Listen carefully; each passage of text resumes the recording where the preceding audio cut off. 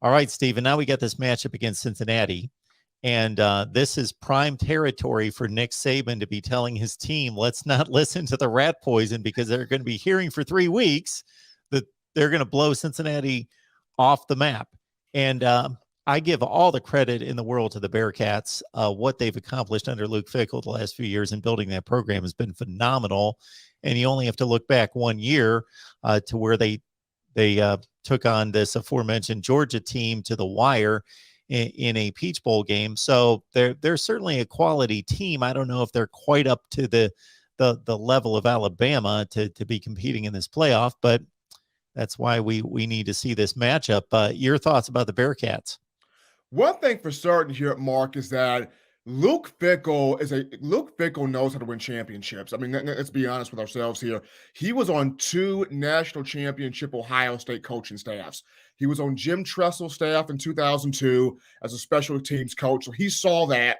And then he was on Urban Meyer's staff in 2014 as a co-defensive coordinator and linebackers coach. So Luke Fickell knows how to win championships. And so he comes over to Cincinnati in his 5th year, and he has done an incredible job. Desmond Ridder is a confident quarterback. That kid can throw the football. 3,190 passing yards. He's got 30 touchdowns on the year. Highly athletic. He's got 6 rushing scores. He's kind of built for these types of moments. You've got a Jerome Ford that since he left Alabama in 2020 and got to Cincinnati that year, he's been a pleasant surprise for the Bearcats this season. Jerome Ford, a 1,000-yard back, and 19 rushing touchdowns for him. They've got weapons at wide receiver. They got a big tight end. That's a big playmaker on that side of the football. And then defensively for the Bearcats, they run this 3-3-5 stack type of defense. They got 2 veteran playmaking corners. They got a pass rusher in Curtis Brooks. If I'm not mistaken, that guy gets out for the quarterback. So they've got veterans here on both sides of the ball that love playing in these types of games where they got a chance to show the world the little guy can do some stuff. The little guy can do some things. And this kind of reminds me, the Boise States in years past, the BCS. I just enjoyed crashing the party under Chris Peterson. Here's a moment here for Cincinnati and Luke Fickell. They're going to be up for it. They're going to be ready for it. They're going to be prepared for it. But like you mentioned, Mark, it's do they have enough? That's going to be a thing for Cincinnati. Do they have enough? Yeah, it's really an astounding story. As you mentioned, Luke Fickell was 4-8 his first season in Cincinnati. He had to build this from the ground up, and now they're a national power. And in terms of the level of NFL talent that they're going to see in the field, again, we just have to go back. 2019, they were in Columbus against Justin Fields in Ohio State. This past season, of course, we mentioned the Georgia game, facing one of the best rosters in college football in a Peach Bowl. And then this past season, having to go to Notre Dame and think about the pressure. They had no margin for error this season. And I know they scuffled against a lot of marginal teams, but they had no room for error. They had to win them all. And they went to Notre Dame and won by 2 scores against the top 5 team in the nation. So they can do it.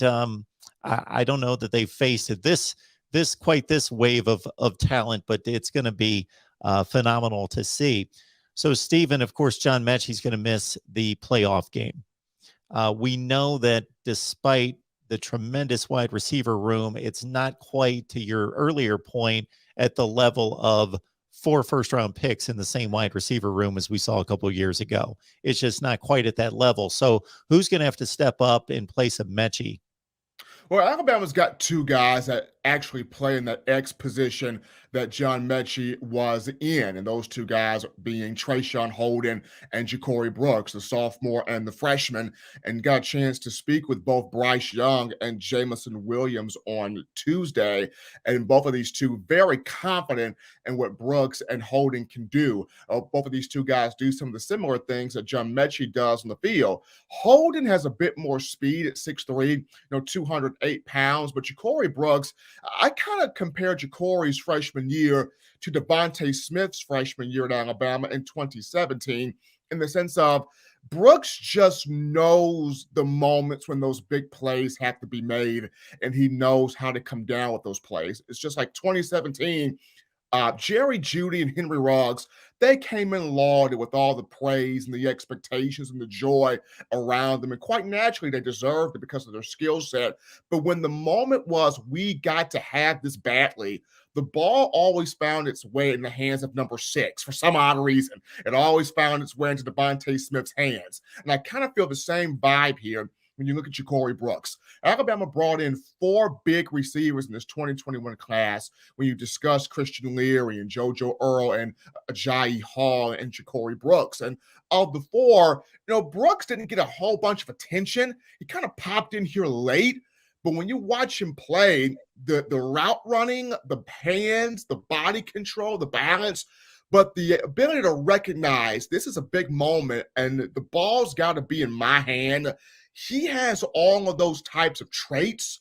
John Mechie even spoke on, hey, I mean, this guy, big body, big hands, big ability, like the way he goes about practicing, the way he goes about the craft, the way he goes about the work, like Corey Brooks is something else here. So, both of these two, Holden and Brooks, the team will interchange these two in place of Mechie, but I will keep my eyes on number 7, Brooks. He's kind of got that rare quality. Now, along with those two, of course, Slade Bolden, his responsibility is going to be maximized a bit more. And contrary to, people's opinions of, well, Slade doesn't have the speed and Slade doesn't have the go-go boots that other guys have on this team. Slade Bolden, 5 catches for 54 yards in the SEC championship game. And the guy just knows how to burn you and finding the holes in the zone, sitting in there, making the catch, converting that first down, converting that big play when you need for him to do so. I mean, aside from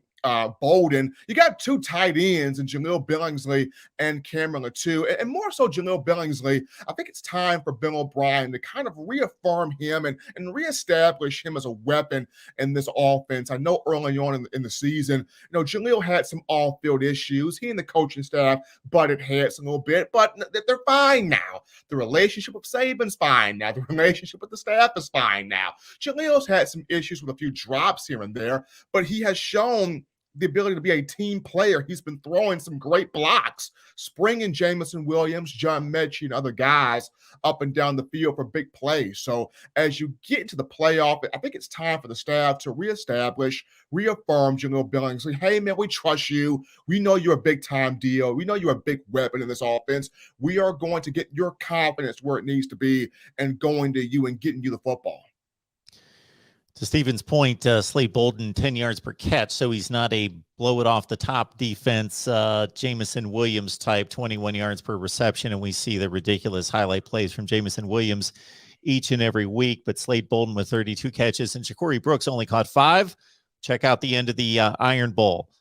You will see a tremendous play in the corner of the end zone by the pylon in the clutch to tie that game and send it into overtime from Bryce Young there. And they've got a whole lot of productivity to replace John Mechie with 96 catches. That's got to be a top 5 mark in the history of Alabama football, I got to think. That is actually number 3 all-time in single-season history for John Mechie, 96 catches, number 3 all-time in single-season annals there for the Crimson Tide. And Mechie, and what people don't realize, Mark, is when Mechie came into the season, he was not fully 100% because he had gotten surgery to heal some injuries that he had in the 2020 season. So he didn't play in the spring. He did not do much in the summer. And so it wasn't until the Mississippi State game this year that you kind of saw Mechie fully getting back to 100% the way he was for much of last year. And that's where you saw Mechie have the 100-yard game against Mississippi State. That's where you saw him have the 100-yard game against Tennessee, and I think against Arkansas as well. So it wasn't until the Mississippi State game this season that Mechie became back to himself again and started to put together some really strong stacks, some really good performances together. It does sting not having him for the playoff because he is a 1,000-yard receiver. He is a 100-yard game guy on the campaign. But this is why Coach Saban stockpiles receivers every year and the recruiting classes for moments like this right here. Well, folks, it was a topsy-turvy season. People wanted chaos. They got some level of chaos. and unpredictability, but when it all landed, Bama's number one on the field, Bama's number one in the recruiting headed toward 2022.